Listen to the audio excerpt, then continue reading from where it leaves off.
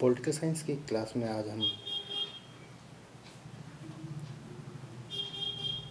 Machiavelli को, जो आधुनिक युग का जनक कहा जाता है, उसके आगे के बिंदु की ओर अध्ययन करेंगे। पिछली क्लास में हमने मैकियावेली को आधुनिक युग का जनक मानने के जो 6 बिंदुओं का अध्ययन किया था, जिनमें प्रथम बिंदु था राष्ट्रीय राज्य का संदेशवाहक, दूसरा राज्य की आधुनिक स्थिति का निरूपण, तीसरा बिंदु राज्य की संपूर्ण संप्रभुता का पोषक, फोर्थ बिंदु में राजनीति को धर्म व नैतिकता से पृथक्करण करने वाला, पांचवा बिंदु शक्तिवादी राजनीति का प्रणेता, और छठे बिंदु में शक्तिवाद का समर्थक। इन 6 बिंदुओं का हमने पिछली क्लास में अध्ययन किया था। आज हम आधुनिक युग के जनक मानने में जो इसका 7वां बिंदु है, वो भौतिकता और उपयोगिता के समर्थक के कारण भी इसे आधुनिक युग का जनक माना जाता है। इस बिंदु में मैकियावेली के अनुसार मानव को सुख की कल्पना करनी चाहिए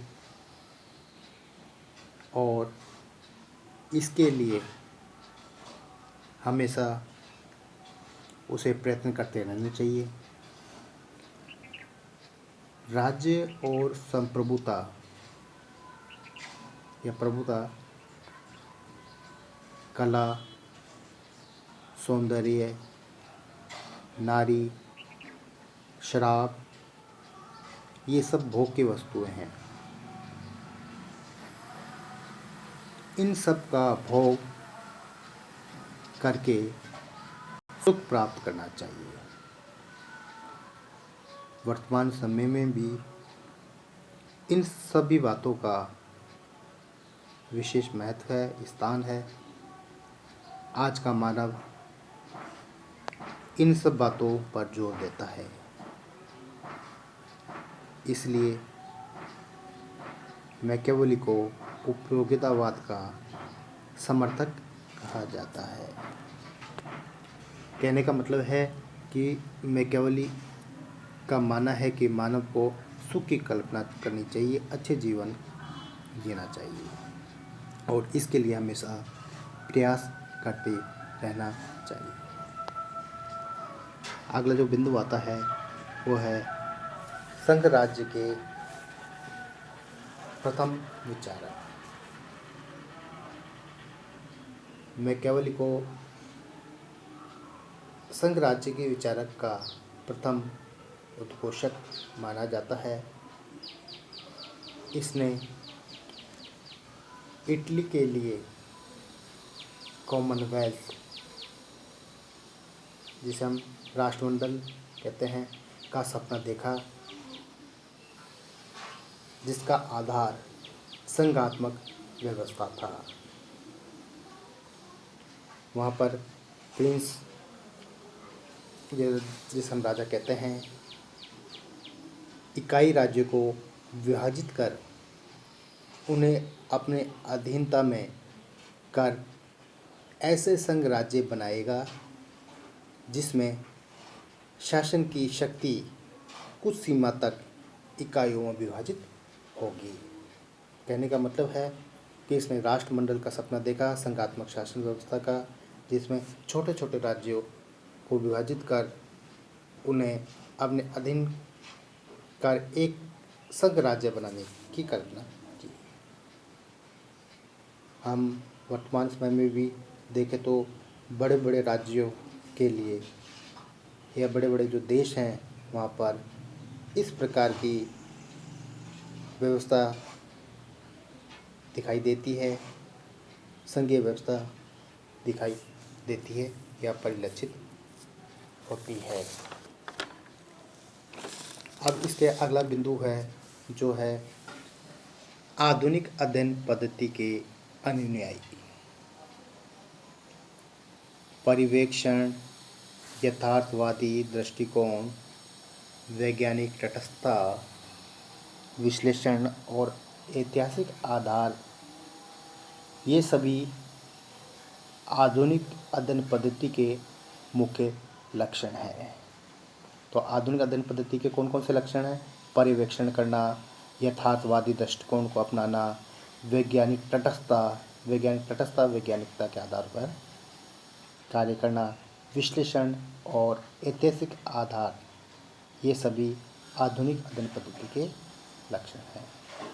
मैकियावेली ने मध्य युग की जो अति धार्मिकवादी दृष्टिकोण को हटाकर जो मध्य युग की पुरानी विचारधाराएं थी, उन सभी को हटाकर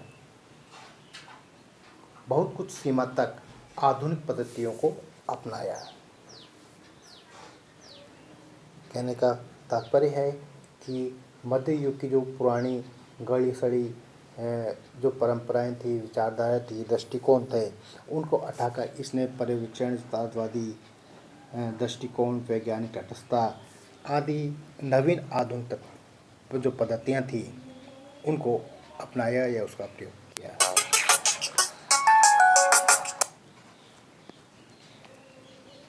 उपरोक्त विवेचना के आधार पर हम कह सकते हैं कि मैकियावेली ने राजनीतिक दर्शन में आधुनिक युग की जो प्रवृत्तियाँ ही मुख्य हैं, इसलिए इसे बहुत कुछ सीमा तक आधुनिक युग का जनक कहा जा सकता है।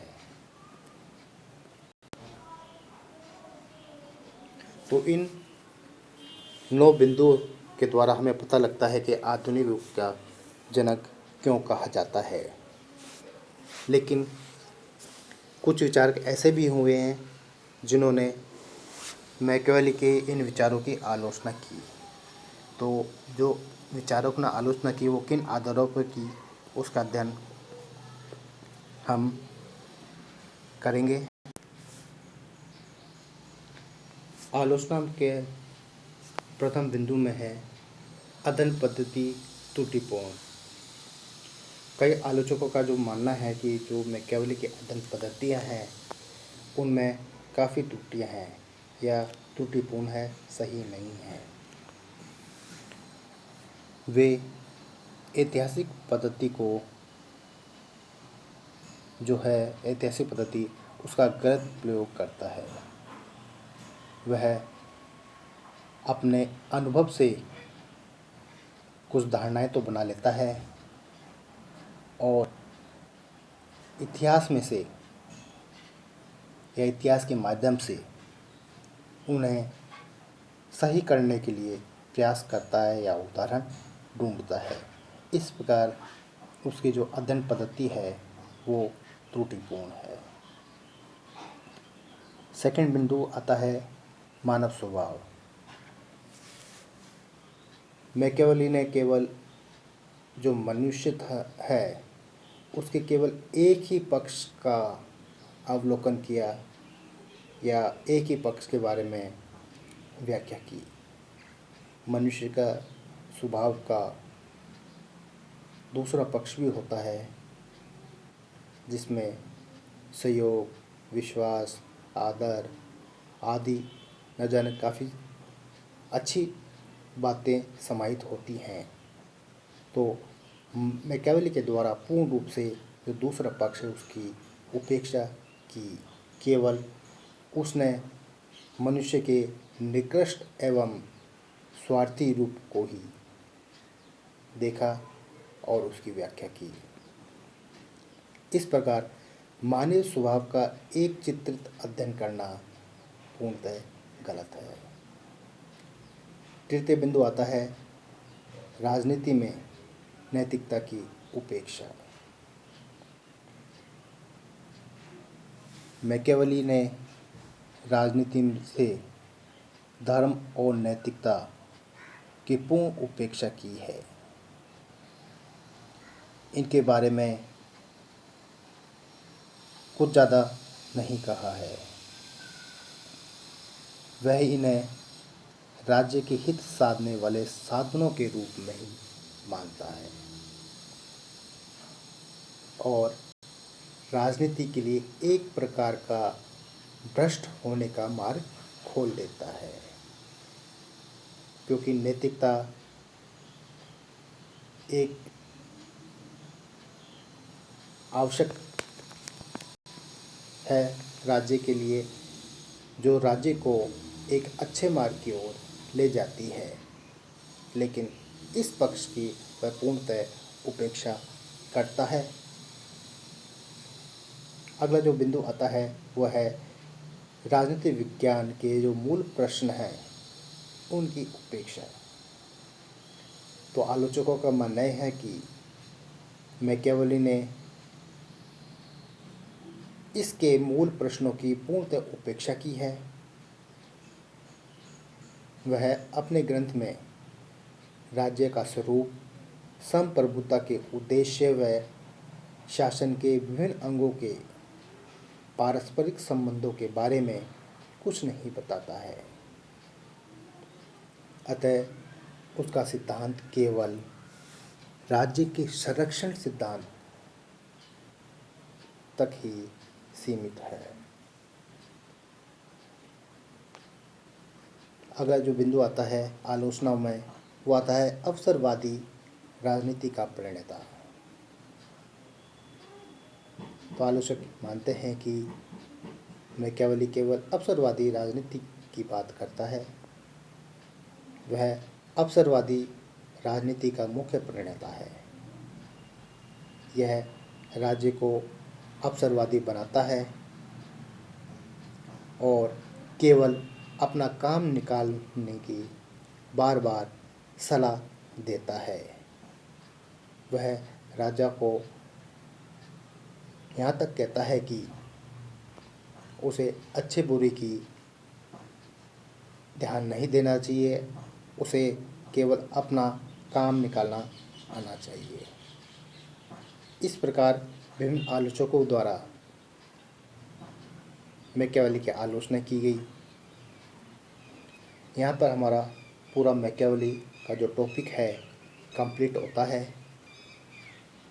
इसके पश्चात अगली क्लास में हम नए पाश्चात्य विचारक के बारे में अध्ययन करेंगे।